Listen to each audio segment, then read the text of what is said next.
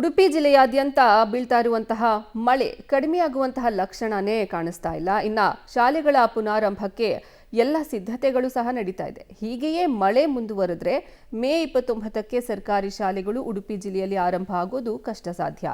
ಮುಂದಿನ 2 ದಿನ red alert, ಆಮೇಲೆ ಆರೆಂಜ್ ಅಲರ್ಟ್ ಅನ್ನ ಹವಾಮಾನ ಇಲಾಖೆ ಸಹ ಘೋಷಣೆ ಮಾಡಿರೋದು ಗ್ರಾಮೀಣ ಭಾಗದ ಪೋಷಕರು ಶಾಲಾ ಪುನರಾರಂಭ ದಿನಾಂಕ ಮುಂದೂಡಿ ಅಂತ ಸರ್ಕಾರವನ್ನ ಒತ್ತಾಯಿಸುತ್ತಿದ್ದಾರೆ.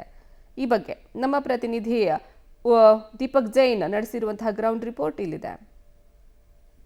ಉಡುಪಿ ಜಿಲ್ಲೆಯಾದ್ಯಂತ ಬಿಟ್ಟು ಬಿಡದೆ ನಿರಂತರವಾಗಿ ಮಳೆ ಸುರಿತಾ ಇದೆ.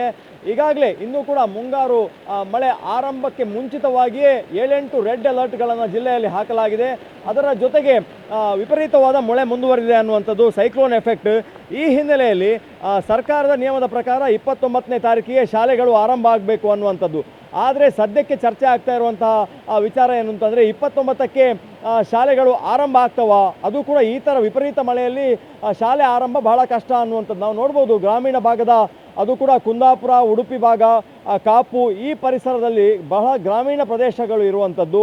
ನಾವು ಮರನೆ ಅನ್ನುವಂಥ ಒಂದು ಗ್ರಾಮಕ್ಕೆ ಬಂದಿದ್ದೇವೆ. ಇಲ್ಲಿನ ಸರ್ಕಾರಿ ಶಾಲೆಯಲ್ಲಿ ಈಗಾಗಲೇ ಶಾಲೆ ಆರಂಭಕ್ಕೆ ಆಗುವಂಥ ಎಲ್ಲ ಚಟುವಟಿಕೆಗಳು ಈಗಾಗಲೇ ನಡೀತಾ ಇದೆ. ನಾವು ನೋಡ್ಬೋದು ಮುಖ್ಯೋಪಾಧ್ಯಾಯರ ಕೊಠಡಿಯಲ್ಲಿ ಈಗಾಗಲೇ ಕೆಲಸಗಳನ್ನು ಅಂದರೆ ಒಂದು ದಾಖಲಾತಿಯ ಕೆಲಸಗಳು, ಅದರ ಜೊತೆಗೆ TC ಕೊಡುವಂಥದ್ದು, ಈ ಥರದ ಬೇರೆ ಬೇರೆ ಚಟುವಟಿಕೆಗಳನ್ನು ಇಲ್ಲಿನ ಮುಖ್ಯೋಪಾಧ್ಯಾಯರು ಮಾಡ್ತಾ ಇದ್ದಾರೆ. ಅಂದರೆ ಈಗಾಗಲೇ ದಾಖಲಾತಿಗಳು ಆರಂಭ ಆಗಿದೆ ಶಾಲೆಗಳಲ್ಲಿ. ಇದಕ್ಕೆ ಸಂಬಂಧಪಟ್ಟ ಹಾಗೆ ಈಗ ಆಗ್ತಾ ಇರುವಂಥ ಚರ್ಚೆಗಳೇನು ಅಂತಂದರೆ ಶಾಲೆ ಆರಂಭ ಆಗ್ತದಾ ಇಲ್ವಾ ಅಂತೇಳಿ ಸಾಕಷ್ಟು ಅಭಿಪ್ರಾಯಗಳನ್ನು ಜನ ವ್ಯಕ್ತಪಡಿಸ್ತಾ ಇರುವಂಥದ್ದು. ಈ ಥರದ ವಿಪರೀತವಾದ ಮಳೆಯಲ್ಲಿ ಶಾಲೆ ಆರಂಭ ಮಾಡುವುದು ಬಹಳಷ್ಟು ಕಷ್ಟ ಅನ್ನುವಂಥದ್ದು.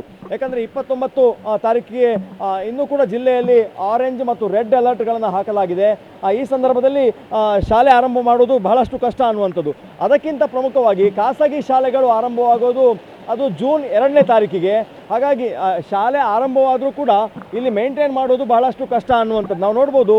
ಗ್ರೌಂಡ್ನ ಪರಿಸ್ಥಿತಿ ಹೇಗಿದೆ, ಶಾಲೆಯ ಸುತ್ತಮುತ್ತಲಿನ ವಾತಾವರಣ ಹೇಗಿದೆ ಅನ್ನುವಂಥದ್ದು. ವಿಪರೀತವಾದ ಮಳೆ ಇದೇ ಥರ ಬೀಳ್ತಾ ಇದ್ದರೆ ನಿಜಕ್ಕೂ ಕೂಡ ಶಾಲೆ ಆರಂಭ ಮಾಡೋದು ಬಹಳಷ್ಟು ಕಷ್ಟ ಆಗಬಹುದು ಅನ್ನುವಂಥದ್ದು. ಶಾಲೆ ಅಂದಮೇಲೆ ಗ್ರಾಮೀಣ ಭಾಗದಲ್ಲಿ ಯಾವುದೇ ವಾಹನದ ಫೆಸಿಲಿಟಿಗಳು ಕೂಡ ಇರೋದಿಲ್ಲ. ಹಾಗಾಗಿ ಅವರು ಈ ಭಾಗಕ್ಕೆ ನಡ್ಕೊಂಡೇ ಬರಬೇಕಾಗ್ತದೆ ಅಥವಾ ಖಾಸಗಿ ವೆಹಿಕಲಲ್ಲಿ ಬರಬೇಕಾಗ್ತದೆ. ಅದು ನದಿ ತೊರೆಗಳನ್ನು ದಾಟಿಕೊಂಡು ಬರುವಂಥ ಸಂದರ್ಭ ಬಹಳಷ್ಟು ಕಷ್ಟ ಆಗ್ತದೆ ಅಂತೇಳಿ ಶಾಲೆಯ ಮೈದಾನವನ್ನು ನಾವು ತೋರಿಸ್ತೇವೆ. ಅಂದರೆ ನೀರು ತುಂಬಿದಂತಹ ಮೈದಾನ ಇದೆ. ಈ ಭಾಗಗಳಲ್ಲಿ ವಿದ್ಯಾರ್ಥಿಗಳನ್ನು ಶಾಲೆಗೆ ಕಳಿಸೋದು ಬಹಳಷ್ಟು ಕಷ್ಟಕರ. ಹಾಗಾಗಿ